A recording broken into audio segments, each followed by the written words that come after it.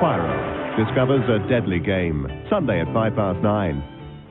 Now on TSW, we're very pleased to welcome Sir Harry Seacombe back to the Southwest for tonight's Highway.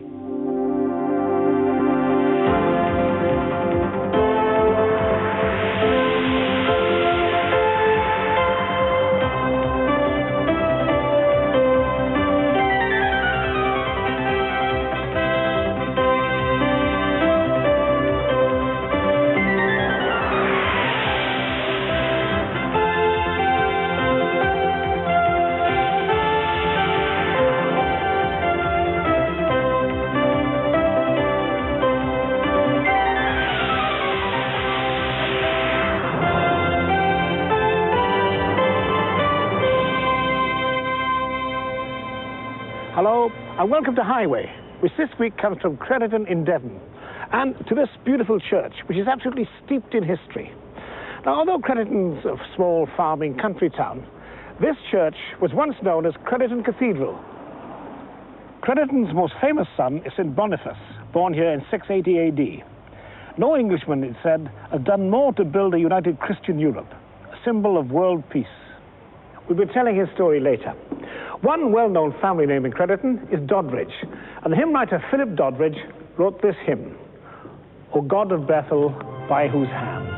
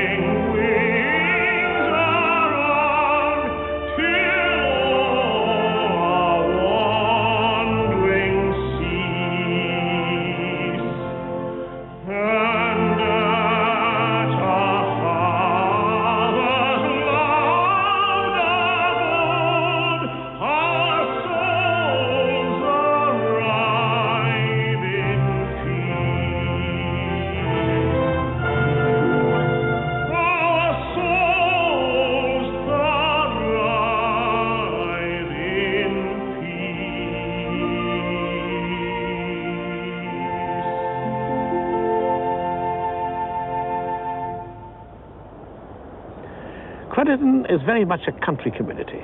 Acres of natural farmland surround the town, and the beauty of both Dartmoor and Exmoor are a short drive away. Tourism, too, has come to Crediton, and thousands of holidaymakers every year stop off here while on their way to coastal resorts in North Devon and Cornwall. Queen Elizabeth School and Community College plays a big part in the community life of the town. It's unusual in the fact that even though it's run by the local authority, it also takes boarders. And St Boniface isn't Crediton's only famous son. Ernest Bevin, Labour politician and post-war Foreign Secretary, spent much of his childhood on the farmlands around Crediton. And today, farming is still the centre of life in Crediton. And here to sing Lord of the Harvest, which is especially written for Highway, is local gospel singer Lou Lewis.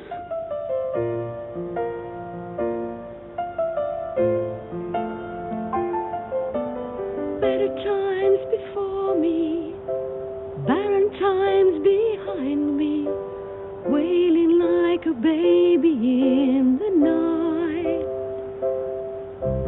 gazing at the landscape, frozen into stillness, crying like a child for the light. For everything there is a season, for everything there is a reason. For all darkness there is light, when there's death there can be light. Thank you, Lord, for sun and rain, for joy and pain and life that comes again. And as I trust in you, all things are new. I love you, Lord of the harvest.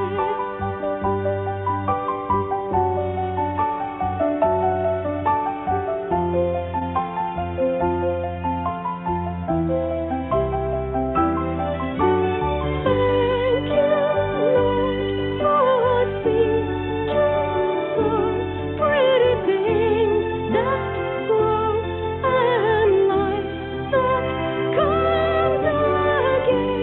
And as I trust in you, all things are new.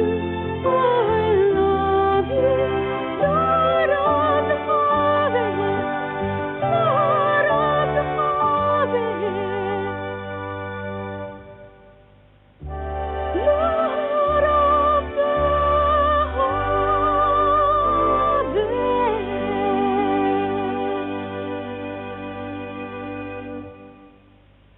And it's this church that dominates the town. And alongside this superb new centre, the St Boniface Centre, is being built. And here to tell us more about the church, the centre, and the story of St Boniface are the vicar, the Reverend Anthony Gearing, and the Roman Catholic priest, Father Gerard Wilberforce. Now, why is such a huge church in such a small place as Crediton?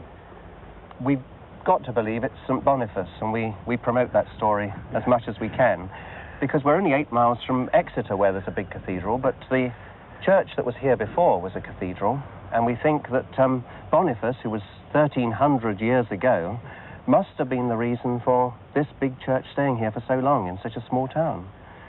So tell us something about the centre. Well, the centre is just there behind the church. You can't quite see it here. Yes. But it's become a very important aspect of Crediton. It was inspired very much by the Anglican Communion, but we're very pleased to be part of that, and we'd like to think of ourselves as being so. And we hope that lots of people will come from the town and the surrounds, and people from foreign countries too will be coming over to share in that. It's something we've always tried to spotlight on Highway. Ecumenism, I think, is a great way. There was a good thing that happened here last year when the Catholic Bishop of Plymouth burst in through the Great West Door at the end of our service, coming straight from Gerard's Mass over the road, and we together went as two people becoming one over to the statue in the park and said our prayers together with St Boniface. That's wonderful, isn't it? Yes. Now, St Boniface, who was he? Well, he was born Winfrith, and that means friend of peace. And the story goes, it may just be a legend, this bit, but it's a nice legend. The story goes that his mother was British, part of one of the tribes here, and his father was one of the Saxon conquerors who came here. And we think he was called Friend of Peace because he united the two peoples in this way. And he was a Christian. There must have been a little wooden church here even in those days. And then when he became a teenager, he decided he wanted to be a Benedictine monk, and off he went to Exeter, then to Southampton, and eventually abroad, where he lived out all his life as apostle to the German tribes. Now, Gerard, the national shrine to St. Boniface is in your church, isn't Yes. it? What does he mean to you? It's very important because the Catholics have always had a great tradition and venerated St. Boniface. He's patron of our own diocese of Plymouth, the Roman Catholic diocese, and also he's patron of our cathedral in Plymouth. And because this is where he was born, there sprang up here a tradition where people would come and they would pray. And I think it's very important for us because it predates any difficulties between Anglicans and Catholics, because he lived so long before. And I think it's important to say that it's something that we can really unite about, that he did so much. And the fact that people have called him the greatest Englishman, having gone abroad, a missionary from this country and from here, and he did so much on the continent to bring Christianity to those lands. It's something that we can all join in. Yeah. What is he best remembered for, then? Well, the thing that I like to recall is that he, an Englishman, really invented the Christmas tree. The story goes that he chopped down the great oak of Geismar, which was a symbol of the pagan religion, and growing in the roots of the oak tree was a tiny little fir tree. And he said, we don't need all these trees to help us to come to God, but if you want to focus your thoughts on a tree, look at this little tiny one growing in the roots. You build your houses with the wood of it, and it's a plain, homely sort of little tree, and it always stays green even through the darkest times. So let this be your symbol of light and of peace. Well, thanks very much for talking to us. Great story. It's been a pleasure to talk to you. St. Boniface wrote many letters on his travels, and yet to read from them in the governor's room above the church is actor Ralph Bates. Eternal God, the refuge and help of all your children, we praise you for all you have given us, for all you have done for us, for all that you are to us. In our weakness, you are strength. In our darkness, you are light. In our sorrow, you are comfort and peace. We cannot number your blessings. We cannot declare your love. For all your goodness, we bless you. May we live as in your presence and love the things that you love, and serve you in our daily lives through Jesus Christ our Lord.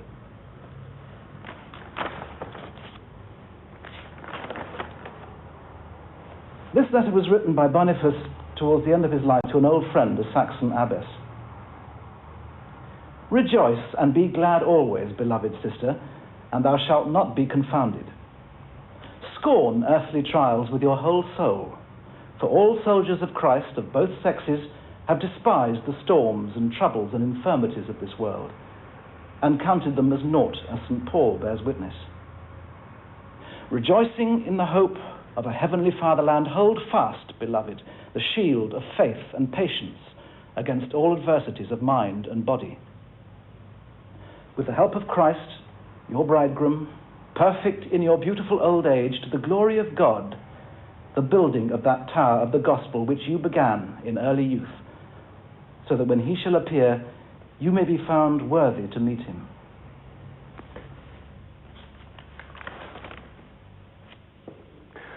Now the choir of the Church of the Holy Cross are going to sing for us the beautiful anthem, Beati Quorum Vir by Stanford.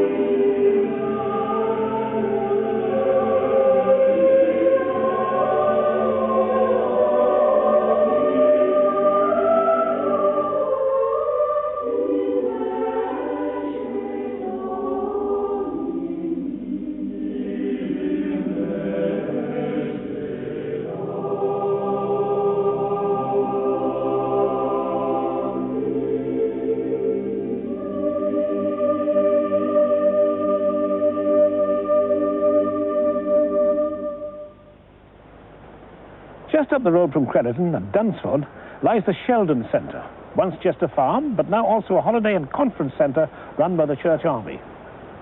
But it's used for many other purposes too. And here to tell us about them is the warden, Carl Lee. Carl, first tell us about the Church Army, what it does. Church Army is part of the Church of England. Often people think it's a denomination in its own right, and there's about several hundred officers in the Church Army in this country, plus others throughout the world, doing a variety of things. They're meant to be a frontier force, a front line of the Church. So you find them working in prisons with the forces, involved in trying to help people who might be drug dependent, all sorts of areas of social concern, as well as trying to find ways of bringing the good news to people. Where the people without hope, trying to bring hope in situations, whether that's in Northern Ireland, in some of the tough spots there, or even bringing hope to people who may be terminally ill.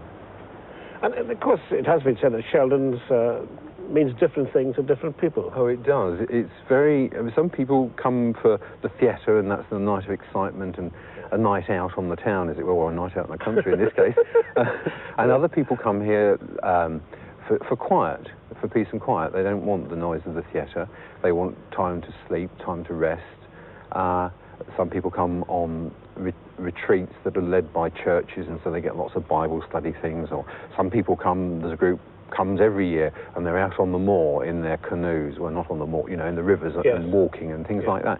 So it means all sorts of different things to all sorts of people. It's a very multi-purpose building site, really. What about staff? How many of you on permanent staff? There's usually about 9 of us that are around who care for the people that come here, enable the groups to function well and get the best out of the site. Doing all sorts of things. I mean, we work here, and part of our other job is presenting a weekly programme on the local radio station. That's cool. Yeah, it's called Good News. I mean, we do that. So we've got all sorts of things that go on. Do you think there's a greater need for Sheldons today? Places like this? I think so. I mean, we're finding that we're in great demand in life. Everybody says it gets faster, more difficult for some people, and everybody needs their quiet corner to come away, whether you're a child talking to one of our donkeys or somebody, having a quiet sleep in the grass somewhere. And we're finding it increasingly in demand for people who want to come here and just be quiet or sort their life out. As you say, you have children here. Oh, yes, very much a children's place. Lots of them from inner cities find it difficult because it's dark at night and no street life. They come often from inner city areas, and they come here and discover donkeys and sheep and chickens. I mean, I have children here who've actually, they've seen a chicken dead on their plate, but there's one running around. And those have been children not from just major city areas, but from places you would think, well, that's a rural place, but they still haven't been out into the country to see animals running around. This is an ideal opportunity. Yeah, smashing. Judith, what's going on here? Well, these are children are sketching some of the Celtic huts that you can see around here. Yes. And when we get back to school, they'll go up on the wall, and the rest of the school will be able to see what a lovely time we've been having here at Sheldon this week. And we come every year, and in the grounds we can do environmental studies as a group, and then we've had some history lessons on the Celts, and these have come down to experience the huts firsthand. Thanks for talking to us, Judith. Thank you very much. Right, how about doing some measuring around these huts now and seeing what they... You remember Carl told us about the amphitheatre here at Sheldon? Well, among the people who perform here is the Storyville Jazz Band. And here they are to play What Else But When the Saints Go Marching In.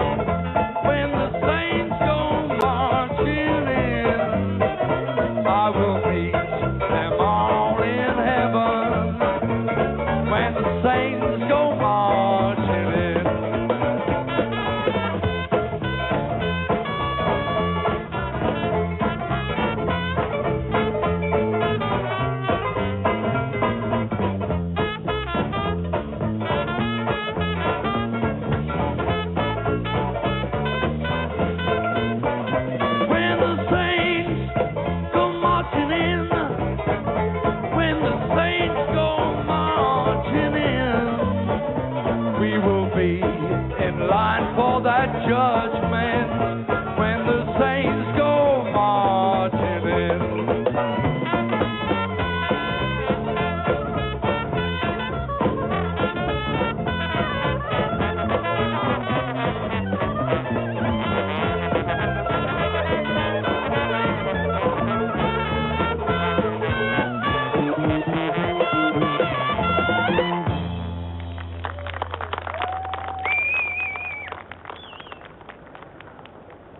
High up in the hills looking down onto Crediton is Posbury. Here, 5 nuns of the Order of the Franciscan Servants of Jesus and Mary live in a converted farmhouse, growing all their own vegetables and fruit, and leading a mixed life of prayer and work. And the Reverend Mother of the Order is Mother Hilary. Now, Mother Hilary, when did you first come to Posbury? When I was nearly 16, first of all, during the war. Our house on the Isle of Wight was bombed, and I knew these sisters when they lived on the Isle of Wight, and they moved here in the March, and I came in the June. So it must have been a very hard life here in the war.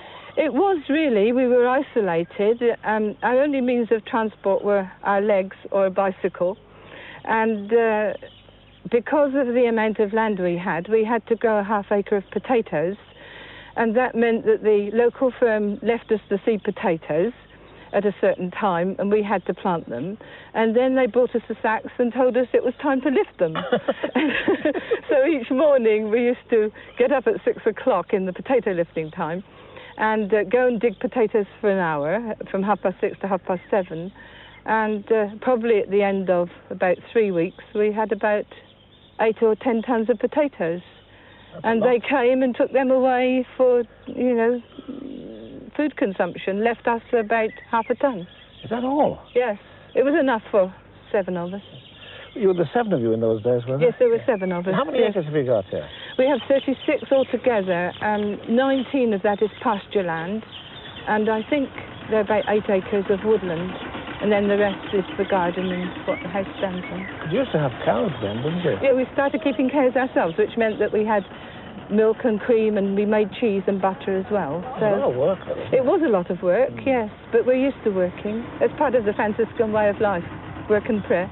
And now, of course, there are only 5 of you here, aren't there? Yes, there are only 5 of us now because 3 of our sisters have died. So what's your work now?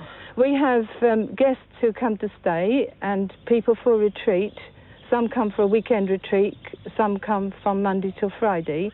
And of course they keep silence and have addresses and a priest to conduct it. But the guests, they come and they have, well, they can do really what they please. They can sit in the garden, walk in the garden, do their own things, read or write or paint, and we produce the meals and keep the house in order.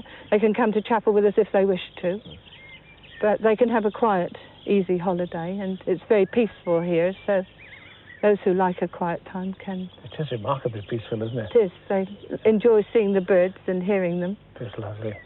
So what links have you got with Crediton? Well, we have lived here since 1942, so we know a great many of the people there. And they come here on occasion when we have the garden open. If they have any need, a lot of people ring up and ask for prayers for certain situations. Sometimes we have someone to stay who's been in hospital, who needs a bit of convalescence. And a lot of people come out on Rogation Sunday when they bless the crops in the area, and they finish up here with tea. And really, I mean, we do know a great many of the Crediton people who are going there to shop and that kind of thing. Some people just come to be quiet in chapel, of course, too. Now, that's one thing I'd like to see. I'd love to see the chapel. You're very welcome to do that. Thanks very welcome. And thanks for talking to us, Mother Hilary. Thank you. This is the chapel where the nuns come to pray. This is when I'm going to sing a hymn, which is so lovely. I can't understand why I've never sung it before on Highway. It's a Franciscan prayer, and it's called Make Me a Channel of Your Peace.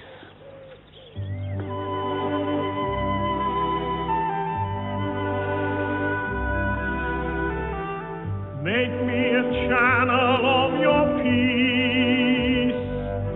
Where there is hatred, let me bring your love.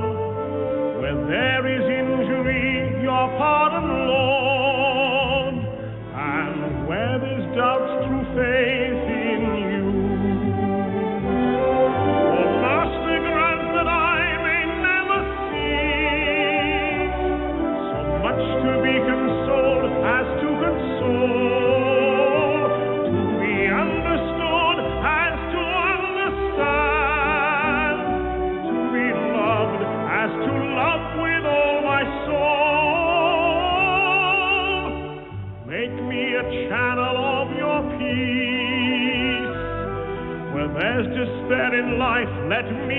hope. Where there is darkness, only light, and where there's sadness, ever joy. Oh, Master, grant that I may never see so much to be consoled as to console, to be understood as to understand, to be loved as to love with all my soul. So much to be consoled as to console, to be loved as to love with all my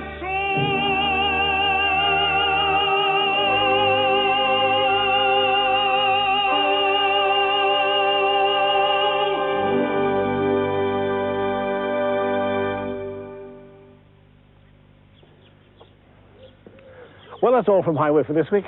All the way through the programme, one word has kept returning: peace. I wonder what St Boniface would have made of our world today. Well, next week, Highway goes back to my home country, Wales. The programme comes from Llanelli. I'll see you then.